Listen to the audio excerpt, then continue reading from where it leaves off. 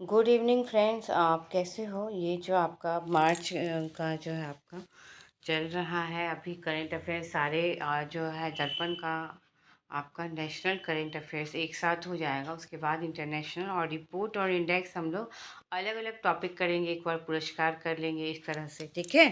तो चलिए हम लोग जो है इसका आप देख सकते हो कि इसमें काफ़ी जो है आपका नेशनल न्यूज़ इम्पोर्टेंट है, ठीक है।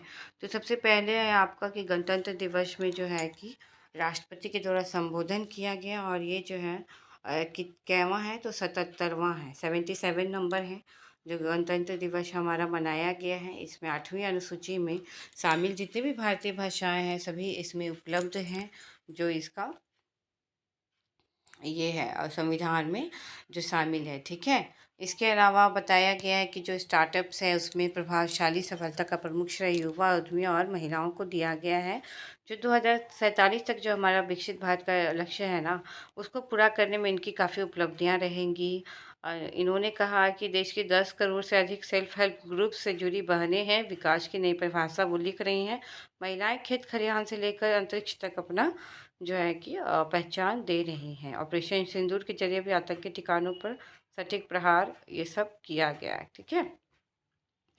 तो इसमें काफ़ी सारी चर्चाएं रही, जैसे कि तीनों सेनाओं का सारा चीज़ इसमें दिया हुआ है। आप यहाँ पे देख सकते हो कई सारी चीज़ें यहाँ पे आपको मिल जाएगी। डॉक्टर नर्स सभी के बारे में कहा गया है, ठीक है। कर्तव्य पथ पर गणतंत्र दिवस परेड जो हुआ था, कर्तव्य पथ से होते हुए इंडिया गेट तक शामिल किया गया है। उसके बाद जो है 2 मिनट की मौन रखी जाती है, ये सारा चीज़ किया जाता है, ठीक है। इस बार का जो आपका मुख्य अतिथि कौन थे, तो यूरोपीय परिषद के अध्यक्ष थे एंटोनियो कोस्टा। यूरोपीय आयोग के जो अध्यक्ष है सुश्री उर्सुला वॉन डे लेन, जो कि इसमें शामिल थे, ठीक है। तो परिषद वाला जो है एंटोनियो कोस्टा और यूरोपीय आयोग का उर्सुला वॉन डे लेन है, ये याद रखिएगा। इस बार का जो थीम था ना आपका गणतंत्र दिवस परेड का, तो परेड का थीम था ये वंदे मातरम के 150 वर्ष ये रखा गया। तो वंदे मातरम जैसे ही आपका आएगा आपके जहन में आना चाहिए कि चर्चा में है, बहुत ज़्यादा न्यूज़ में ऑलवेज आ रहा है वंदे मातरम मातरम। क्या चीज़ इसमें चेंजेस हुआ है, तो सबसे पहला चेंजेस ये हुआ है ना कि ये इसमें सब 1937 में इसको 4 छंद में कर दिया गया था। सबसे शुरू में ये 6 छंद था, अब ये 6 छंद पूरा जो है इसको ऐड कर दिया गया है। अब ये सभी होगा 190 सेकंड का ड्यूरेशन है, 3 मिनट से 10 सेकंड, 3 मिनट 10 सेकंड इसको गाया जाएगा।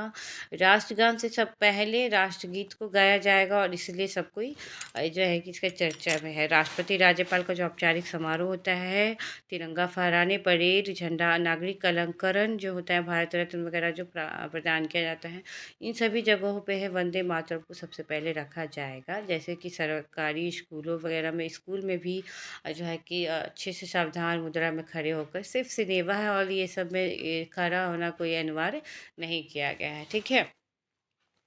तो वंदे मातरम के बारे में कुछ चीज़ें जो है हम लोग जाइए आइए जान लेते हैं। सबसे पहले तो कि स्टार्टिंग कब हुआ था, तो 1875 में 7 नवंबर को कविता के रूप में बंकिम चंद्र चटर्जी के द्वारा 1882 में आनंद मठ में शामिल किया गया। 1896 में पहली बार कांग्रेस का जो वार्षिक अधिवेशन होता है ना, उसमें इसको 1896 में पहली बार गाया गया है। 1905 में स्वदेशी आंदोलन में भी बढ़ चढ़ कर हिस्सा लिया, ये एकता का प्रतीक है हमारा। और बंगाल में फिर इस पर अंग्रेजों ने प्रतिबंध भी लगा दिया था। लास्ट में 24 जनवरी 1950 को हमारा राष्ट्रीय गीत का दर्जा इसको मिल गया है। तो हालांकि ये सभी आप लोग जानते हो, तो इसमें काफ़ी चीज़ें आपको नहीं भी बताने से चलेगा क्योंकि आपको सब पता है, ठीक है। राष्ट्रगान तो 52 सेकेंड का होता है, जन गण मन, और ये परेड सलामी राष्ट्रपति के देश के नाम से जो भी रहता है वो, उसमें स्पोर्ट्स में, डिप्लोमेटिक, सब जगह यहाँ पे राष्ट्रगान का भी हम लोग यूज़ करते हैं, ठीक है। तो नेक्स्ट जो है आपका ये सॉरी नेक्स्ट जो है आपका ये देखिए कि क्या है, 30 भव्य झांकियाँ इस परेड में थी जो मुख्यतः स्वतंत्रता का मंत्र, वंदे मातरम तथा समृद्धि का मंत्र, आत्मनिर्भर भारत की व्यापक थीम पर आधारित थी, ठीक है।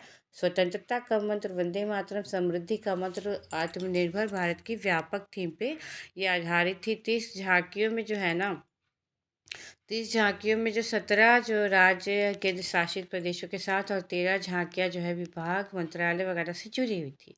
ठीक है। और कुछ जो है कि परेड विशेष रूप से इसमें शामिल थे। परेड का थीम क्या था? यद्यपि जो है कि वंदे मातरम के 150 वर्ष ये परेड का थीम था।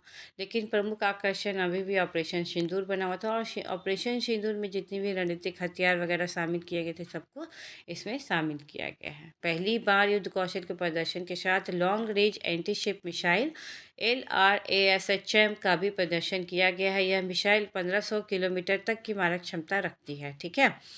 इसके अलावा जो आकाश मिसाइल है, नाग मिसाइल है, एडवांस टोएट आर्टिलरी गन सिस्टम्स हैं, धनुष तोप प्रणाली, रोबोटिक डॉग्स, अनमैन ग्राउंड, ये सब शामिल किया गया। सॉरी।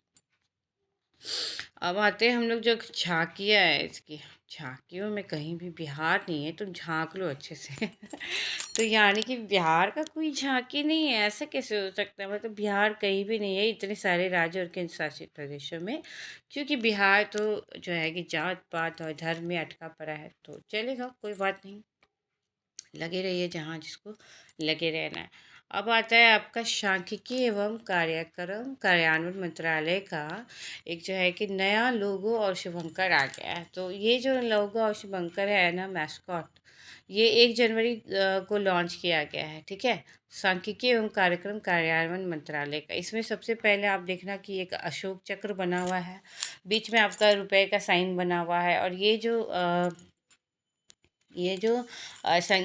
जो कई प्रतीक हैं जो कि लाइनिंग दिया हुआ है ना, ऊपर की ओर बढ़ती हुई विकास रेखा की प्रगति को दर्शाता है लोगों में जो है। ठीक है। उसके अलावा जो है कि केसरिया सफ़ेद हरा गहरा नीला रंग जो है इसका है। केसरिया सफ़ेद हरा और गहरा नीला, केसरिया सफ़ेद हरा और गहरा नीला रंग भारत के राष्ट्रीय मूल्यों और विकास, सत्य, स्थिरता, स्थायित्व, ज्ञान का प्रतिनिधित्व करते हैं। और जो लोगो है आपका इस मंत्रालय का, वो शुभंकर जो है कि इसका सांख्यिकी नाम दिया गया है। लोगो तो हो गया। डाटा फॉर डेवलपमेंट इसका उदय सॉरी इसका शुभंकर जो है सांख्यिकी नाम इसका दिया गया है। इसके अलावा आधार का भी शुभंकर चेंज हो गया है, उसका नाम उदय है। ठीक है। तो ये जो आधार का जो है वो 8 जनवरी 2026 को जारी किया गया, जिसे उदय कहा गया है नाम। और ये तिरुवनंतपुरम आयोजित समारोह में शुभंकर जारी करते हुए यूएडीआई के अध्यक्ष हैं नीलकंठ मिश्रा। ठीक है। उन्होंने कहा कि उदय नामक यह शुभंकर आधार से संबंधित जो भी जानकारी है उसको सुलभ बनाएगा। कई सारी झांकियां हैं जिसका नाम इसमें देखो कि दिया हुआ है, जिसमें आपको तीनों सेनाओं में सबसे ऊपर भारतीय नौसेना, सीएपीएफ का है, आपका दिल्ली पुलिस, शीर्ष 3 झांकियों में महाराष्ट्र का है, जम्मू कश्मीर का है, केरला का है। संस्कृति मंत्रालय नंबर 1, वंदे वंदे मातरम एक राष्ट्र की आत्मा की पुकार था इसका। केंद्रीय लोक निर्माण विभाग भी इसमें विशेष पुरस्कार में शामिल है। ठीक है। तो इस तरह से ये आपका हो गया। इसके अलावा एक मिनट,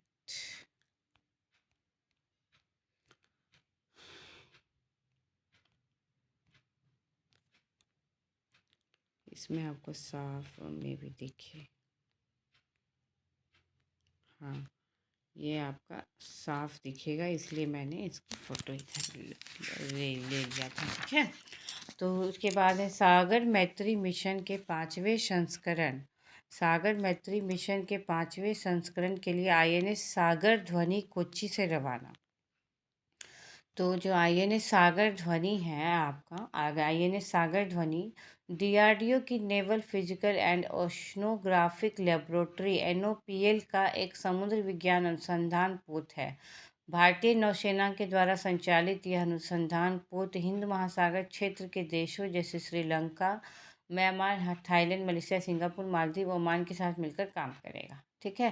तो ये जो है सागर मैत्री, ठीक है, ये सागर मैत्री आईएनएस सागर ध्वनि का 5वां मिशन है। सागर मैत्री का सागर मैत्री जो मिशन है वो 5वां संस्करण है INS सागर ध्वनि का, जो कि कोच्चि से रवाना हुआ है। DRDO की naval physical and oceanographic laboratory NOPL के द्वारा समुद्र विज्ञान अनुसंधान पोत है ये, ठीक है। अब इससे ज़्यादा नहीं कुछ आपको पढ़ना है। सागर मैत्री पहल का जो उद्देश्य है ना, तो ये उद्देश्य हिंद महासागर रीम के 8 देश से जुड़ा हुआ है। हिंद महासागर रीम में 8 देश कौन है? ओमान है, मालदीव है, Sri Lanka, Thailand, Malaysia, Singapore, Indonesia और म्यांमार है, ठीक है। तो इस जुड़ा हुआ है। तो ये जो देश हैं वो IOR यानी कि हिंद महासागर रीम से जुड़े हुए 8 देश है, याद रखिएगा। और ये IOR के बारे में भी थोड़ा सा जान लीजिएगा क्या है। INS सागर ध्वनि DRDO के NOPL द्वारा डिजाइन किया गया है, ठीक है। गार्डन रिच से बिल्डर्स एंड इंजीनियर्स कोलकाता द्वारा ये इसको बनाया भी गया है। जुलाई 1994 में इसको कमीशन किया गया था। अब आ गया आपका INS सुदर्शनी। INS सुदर्शनी 10 माह के लोकायन 26 अभियान पर रवाना। भारतीय नौसेना का पाल प्रशिक्षण पोत, ओके। अरे हाँ, भारतीय नौसेना का पाल प्रशिक्षण पोत INS सुदर्शनी 20 जनवरी 2026 को 10 माह के लोकायन 26 के वैश्विक समुद्री मैत्री अभियान पर कोच्चि नौसैनिक बेस से रवाना हुआ, ठीक है। Vice admiral Sameer Saxena, flag officer commanding in chief, दक्षिणी नौसेना कमांड से झंडी दिखाकर इसको रवाना किया गया है। ये 3 मस्तूलों वाले इस इंजन रहित पोत को रवाना किया गया है, ठीक है। इसमें क्या है कि आपका जो है यह जो पोत है फ्रांस के प्रसिद्ध समुद्री महोत्सव एस्केल एसेट में भाग लेगा। और जुलाई 2026 में अमेरिका के जो 250वें स्वतंत्रता दिवस मनाया जाएगा न्यूयॉर्क में, उसमें भी एक अंतर्राष्ट्रीय परेड ऑफ सेल्स के दौरान यह अंतर्राष्ट्रीय बेरे सेल 2050 अंतर्राष्ट्रीय बेरे सेल 2050 में शामिल भी होगा। कौन? INS सुदर्शनी, ठीक है। तो ये याद रखिएगा। इसमें 200 से अधिक प्रशिक्षु हैं, ठीक है। INS सुदर्शनी के लोकायन 26 मिशन रवाना होने से पूर्व आयोजित समारोह में वाइस एडमिरल समीर सक्सेना भी इससे जुड़े हुए थे, ठीक है। गोवा शिपयार्ड के द्वारा इसको निर्मित किया गया है। हाँ, और ये नौसेना का 54 मीटर लंबा 20 पालों से सुसज्जित है। INS तरंगिनी की तर्ज पर बने हैं। इस दूसरे नौकायन पोत को जनवरी 2012 में नौसेना में कमीशन किया गया था। इसके अलावा है आपका INS कौंडिन्य, ये है आपका INSV, ठीक है। INSV कौंडिन्य 18 दिन में पोरबंदर से मस्कट पहुंचा है। 1500 वर्ष पुरानी पाल विधि से निर्मित नौसेना का यह नौकायन पोत है, जो कि पोरबंदर से मस्कट पहुंचा है। भारतीय नौसेना का लगभग 1500 वर्ष पुराना पाल विधि से निर्मित है INSV कौंडिन्य, जो कि 29 दिसंबर 2025 को पोरबंदर से ओमान की पहली विदेश यात्रा पर रवाना हुआ है। 18 दिन की यह यात्रा करेगा। 14 जनवरी 2026 को ओमान के मस्कट पहुंचेगा। ओमान में है मस्कट, ठीक है। तो ये कहाँ से कहाँ तक है बताओ? पोरबंदर से मस्कट। पोरबंदर कहाँ है बताओ? पोरबंदर कहाँ है बताओ? ठीक है, तो ये आपका, इसमें बहुत ज़्यादा जानने की ज़रूरत नहीं है। ये जो है ओमान के मस्कट तक पहुंच गया है और वाटर कैनन सैल्यूट से इसका स्वागत भी वहाँ पे किया है।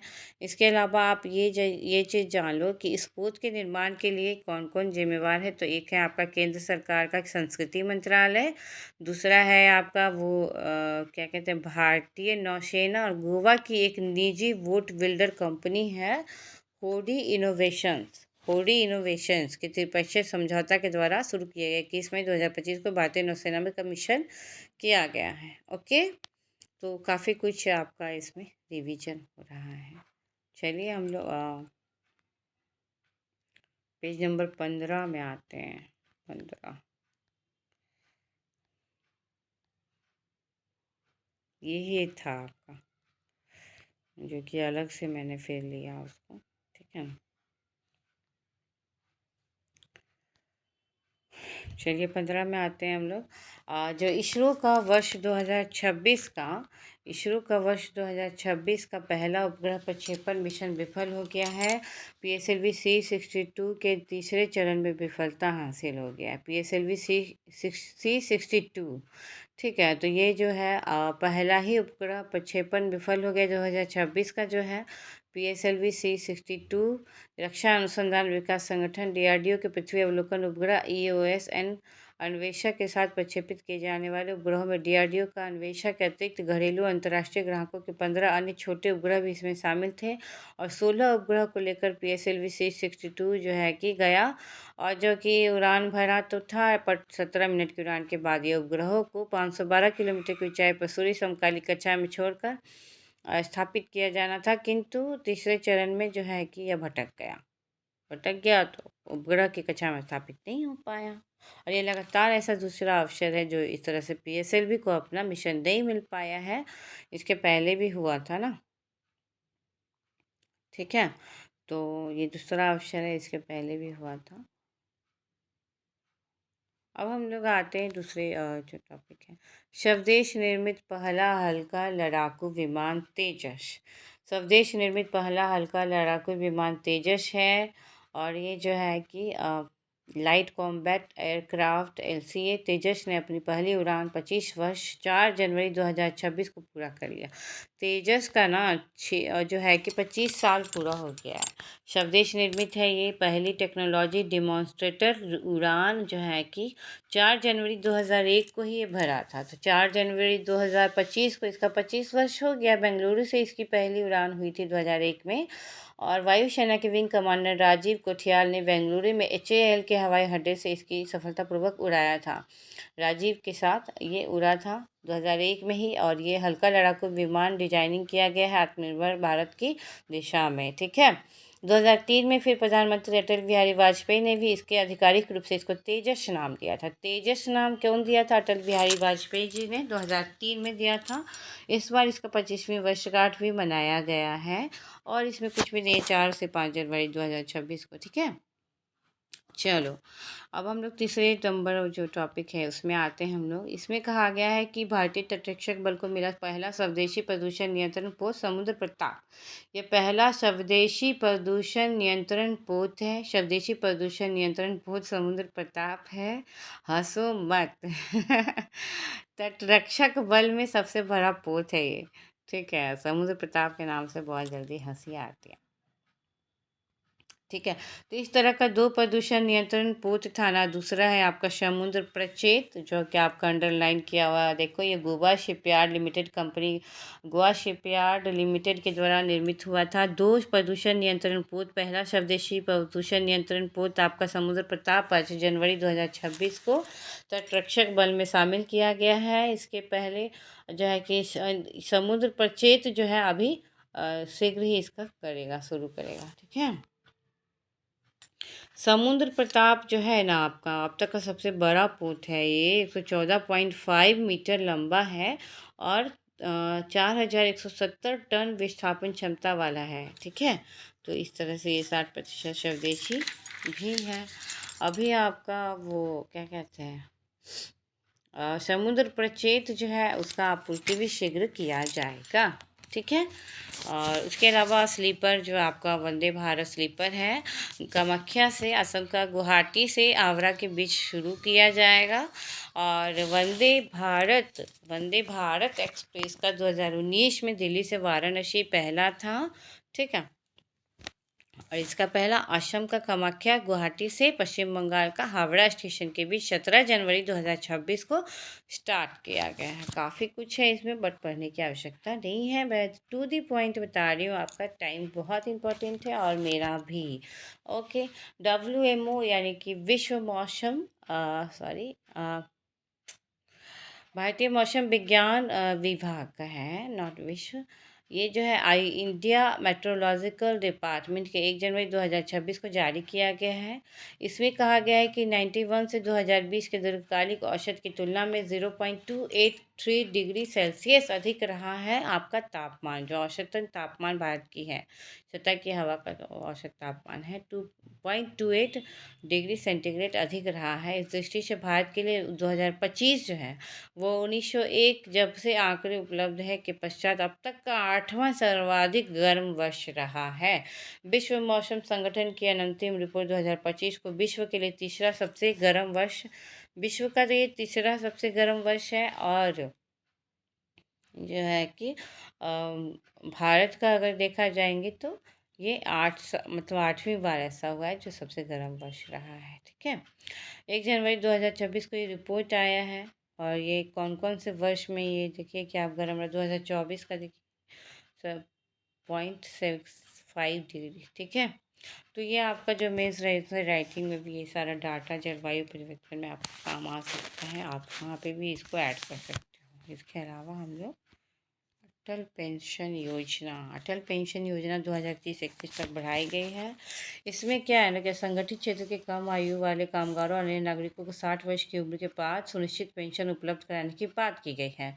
और इसका ना सेशन 2030-31 के लिए बढ़ा दिया गया है। ठीक है, 21 जनवरी 2026 की बैठक में इसको शामिल किया गया। 2015 में शुरू की गई शैक्षिक अनुसंधान पर आधारित इस योजना के तहत 18 से 40 वर्ष की आयु तक, इसमें 18 से 40 वर्ष की आयु तक गैर आयकर दाता व्यक्ति अपनी इच्छित पेंशन जो 1000 से लेकर अधिकतम वो 5000 प्रति माह हो सकती है।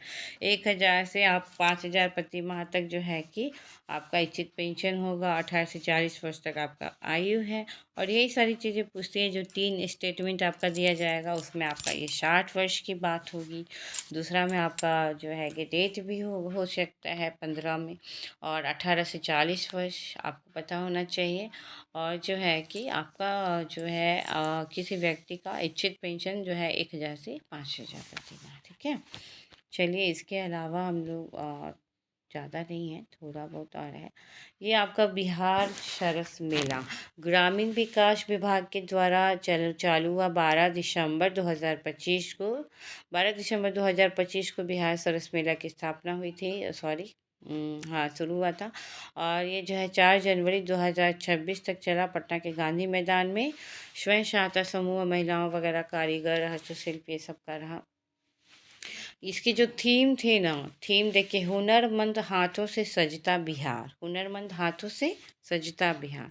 इसके अलावा पटना उच्च न्यायालय के जो मुख्य न्यायाधीश बने हैं, क्योंकि पहले वाले न्यायाधीश का ये हो गया, सेवानिवृत्त हो गए वो। और जस्टिस सूर्यकांत की अध्यक्षता वाले जो कॉलेजियम की संस्तुति के आधार पर यह हुआ है कि जो ओडिशा हाईकोर्ट के न्यायाधीश रह चुके हैं संगम कुमार साहू 2014 से ही ओडिशा हाईकोर्ट के न्यायाधीश थे, उनको बनाया गया पटना हाईकोर्ट का न्यायाधीश जनवरी 2026 में बिहार के राज्यपाल आरिफ मोहम्मद खान।